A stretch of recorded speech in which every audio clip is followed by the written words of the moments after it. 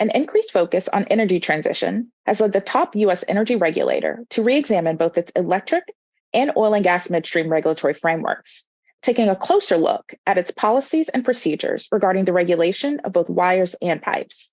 These regulatory reforms, paired with increased federal funding, provide an opportunity for forward-looking energy companies to stay competitive in a net zero economy.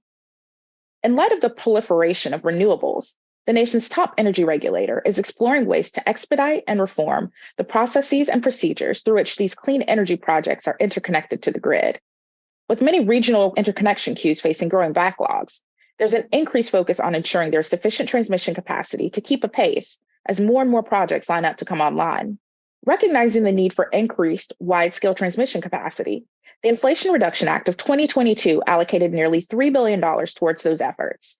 $2 billion will go towards providing direct loans for the construction of new transmission lines and the modification of existing facilities, while nearly $750,000 will support federal, state, and local siting authorities overseeing those transmission processes.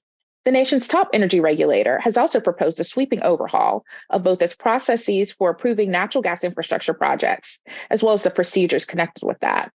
If the draft policy statements are implemented, they would more closely scrutinize greenhouse gas emissions and the climate change impacts from such projects, as well as their impacts on affected landowners and nearby minority and low-income populations, which are commonly referred to in the US as environmental justice or EJ communities.